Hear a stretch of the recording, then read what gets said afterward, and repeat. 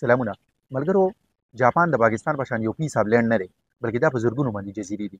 په دغه جزیرو کې یو جزیره ده اوکیناوا. په دغه اوکیناوا جزیره باندې چې کوم خلک آباد دي، وایي حیرت انګیز طور سره په هغې چې دي نه اکثره سلو کالو ته د هغې ژوند رسي. نو څوک پکې سل کراس کړي، څوک په سلو ته نږدې شي او بیا وفات شي. نو د دوی دا دومره طویل ژوندونه ولې دي، او صرف دا نه ګڼي چې دوی یو طویل عمرونه لري، بلکې دې سره سره دوی یو ښه هیپي او هیلدي لایف یعنې خوشحاله او صحتمند ژوند هم تېروي. نو دوه مصنفین دي، یو نوم دی هیکټور ګارسیا، د بل نوم دی فرانسیس میرالس. دوی د دغې خلکو د ژوند جایزه اخیستې ده او بیا یو کتاب لیکلی دی. د کتاب نوم دی ایکیګای د جاپانیز سیکریټ اف ا لانګ اینډ هیپي لایف. دوی د دغې خلکو د ژوند جایزه اخیستې ده. نو دوی وایي چې موږ هغه سیکریټ چې کوم دی نه تاسو ته مخامخ کیدو، چې هغه سیکریټ څه دی چې دغه خلک دومره اوږده او خوشحاله ژوندونه تېروي. د ټولو ناول ایکیګای څه ته وایي؟ ایکیګای دوی وایي چې دا د ژوند هغه مقصد دی چې تا سهار د بسترې نه پاڅوي، یعنې ته د سره کولو لپاره او د ژوند د دغه مقصد د فلفل کولو لپاره هر وخت بېقراره او موټیویټډ دی. کتاب کې مخکې لیکي چې ایکیګای چې دی د ژوند دغه مقصد دا د دې څلور عناصر دي، یعنې د څلور ایلیمنټس یو د هغې نه دا جوړ دی. هغې کې لومړی چې کوم دی هغه ستا شوق دی، یعنې مطلب دا دی چې څنګه هر یو سړی په څه ناڅه کې دلچسپي لري که نه، نو چې دا ته په څه کې دلچسپي لري، ستا شوق دی، فارغ اوقات ته په هغې کې تېرې، نو دا ستا د ژوند یو اړخ شه. دویم ستا مهارت دی. مهارت هغه دی چې څوک لکه موږ په کالج او په یونیورسټۍ کې کوم سبق ووو، د کوم څیز چې موږ ووو نه زموږ مهارت شي که نه، کوم سکل چې موږ حاصل کړو هغه زموږ مهارت شي. خو دوی ورسره دې ځای کې دا خبره زیاتوي چې دا تاسو خو وایئ چې یونیورسټۍ پورې موږ سبق ووو نو بس خبره ختم. نه، خبره نه ختمېږي، بلکې د ژوند تر اخري سلګۍ پورې به موږ زده کړه کوو. یعنې دوی وایي چې ژوند چې دی نه دا پخپله مسلسل د سیکھنے کا عمل ہے.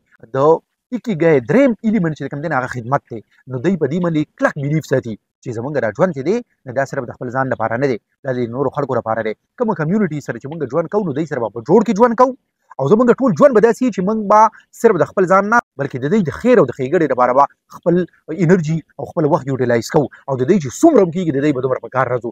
او څلورم ایلیمنټ چې کوم دی هغه زموږ پیشه ده، پروفیشن دی، ځکه چې د کار نه بغیر خو نه کېږي. کار به کوو نو پیسې به ګټو، نو په هغې باندې به ژوند تېروو که نه. یو پیرې دی که بیا زه تاسو ته په ترتیب باندې ووایم، نو لومړی خبره هغه چې زموږ شوق دی، زموږ دلچسپي ده پکې، زموږ هابیز چې کوم دي دا زموږ د ژوند کیسه ده. دویم زموږ مهارت دی، زموږ زده کړه ده، او دا به تر اخري سلګۍ پورې جاري. دریم چې کوم دی نه هغه د خپل خلکو په کار راځلي دي، او څلورم چې کوم دی نه دا زموږ پروفیشن دی.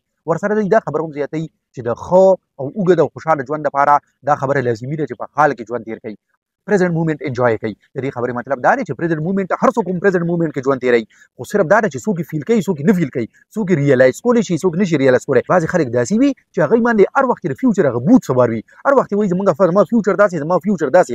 نو د فیوچر دا دومره زیات غم چې کوم دی د دې د وجې نه د پریزنټ چې دی خراب شي. په دې وجه باندې دوی وایي چې تاسو د پریزنټ مومنټ کې ژوند وکړئ، پریزنټ مومنټ نه خوند واخلئ، فیوچر به کېږي چې ستا د نن کار ټیک ټاک روان دی، فیوچر به هم ټیکي. او موږ مخکې یو ویډیو کې ویلي وو که نه چې د انډیا مسلمان صدر چې و عبدالکلام نه هغه ویلي وو چې موږ خپل مستقبل نشو بدلولی، خو موږ خپل عادتونه بدلولی شو، او چې کله موږ خپل عادتونه بدل کړو نو مستقبل ورسره اتومیټیکلي بدل شي. د دوی هم دې ځای کې دا خبره کوي که نه چې مثبت عادتونه خپل کوئ. چې تاسو مثبت عادتونه خپل کوئ نو د دې به تاسو ته پریزنټ کوم فایده کېږي، او فیوچر به ورسره ستاسو اتومیټیکلي ښه کېږي. نور چې دوی یو څو وړې خبرې کوي، خو قیمتي خبرې کوي چې هغه زموږ د ښه ژوند دپاره په وړی جوړېدی شي. هغې کې یو دا دی چې دوی وایي د جلبازۍ نه ځان وساتئ. انسانانو کې دوه قسمه خلک دي، یو دی چې هغوی اډوی نه چې ناوخته شو، بل دی په هغه باندې هر وخت یې ناوخته وي.